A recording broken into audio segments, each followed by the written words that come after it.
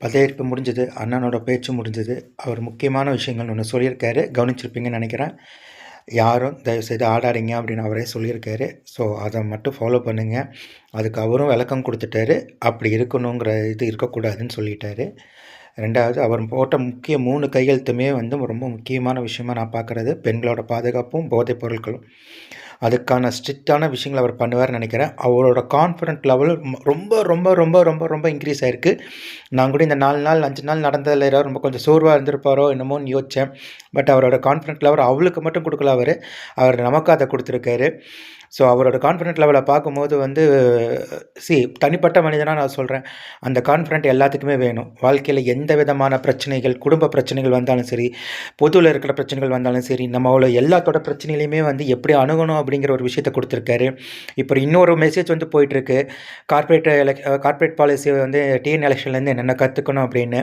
So, அத படிக்கும்போது அது ஒவ்வொன்னுமே எவ்வளோ உண்மையா இருக்கு அப்படின்னு தெரியுது. அதுக்கு எல்லாத்துக்குமே காரணம் இதுதான். அந்த நிகழ்ச்சியில பார்த்தீங்கன்னா, நான் சில தூய்மை பாதுகாவலர்களோட முகத்தையும் காமிச்சாங்க. அவங்களையும் எவ்வளோ சந்தோஷமா, எவ்வளோ ஒரு ஹேப்பியா இருக்காங்க. ஏன்னா, அவங்களுக்கான ஒரு அங்கீகாரத்த அங்க கிடைச்சிருக்கு. அங்க நிக்கிறாங்க. நான் அவங்கள இலவா சொல்லல. அவங்கள இத்தன நாள் இந்த சமூகம் எப்படி பார்த்தது அப்படின்னு சொல்றேன்.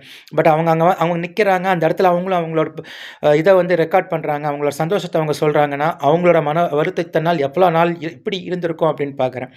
ஸோ, இது எல்லாமே ரொம்ப ரொம்ப ரொம்ப ரொம்ப ரொம்ப பாசிட்டிவா இருக்கு.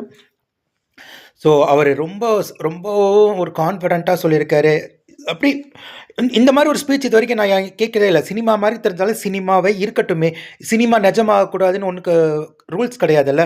அவரு சினிமால பேசுற மாரியே பேசினாலும் தப்பு இல்லைல்ல. அதுவும் அது அது அது சினிமா பார்க்கும்போது, ஐயோ! இது நமக்கு நடந்துராதா? இது இப்படி இருந்தா எப்படி இருக்கும்? அப்படின்னு நெனைக்கிறது. இப்ப நடக்குது. அப்ப நம்ம அத என்ஜாய் பண்ணுவோம். அவரு அந்த மேடையிலும் கூட அந்த குழந்தைகளுக்கு அவர் நன்றி சொன்னாரு பார்த்தீங்களா? அதுதான் அவரு. ஓகேங்களா?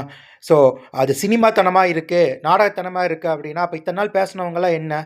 இத்தன நாள் பேசினவங்கலாம் இந்த மாரி பேசியிருக்காங்களா? இந்த மாரி ஒரு ஸ்பீச்சு ஒருத்தரோட உலக வரலாற்றிலே இருந்திருக்கான்னு சொல்லி எடுத்து பார்க்க சொல்லுங்க. சரியா? அவரோட இதில அவர் கரெக்ட்டா இருக்காரு. நான் மறுபடியும் சொல்றது தான், நம்மளோட இதில நம்ம கரெக்ட்டா இருப்போம். அவங்கவங்க வேலைய பார்த்தோம்னா, அவரோட வேலைய அவர் கரெக்ட்டா பார்ப்பாரு. அவர் ஒரு வேலை அறிக்கை குடுக்குறேன்னு சொல்லியிருக்காரு.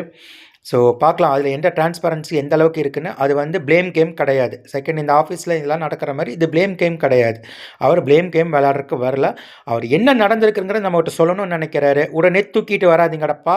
அவரு பாரு குத்தம் சொல்றாரு, குறை சொல்றாரு அப்படின்னு. என்ன நடந்திருக்குன்னு உங்களுக்கு தெரிஞ்சா தானே அப்போ என்ன நடக்க போகுதுன்னு நம்மளால யோசிக்க முடியும். இதுவரைக்கும் என்ன நடந்ததுன்னே தெரியாம இவங்க வச்சுட்டு இருப்பாங்களாமா 2 பேரும். அதுக்கப்புறம் ஒருத்தர் சொன்னாருன்னா, அது ப்ளேம் கேம்ன்னு சொல்லாதீங்க. அது கரெக்ட்டு கிடையாது.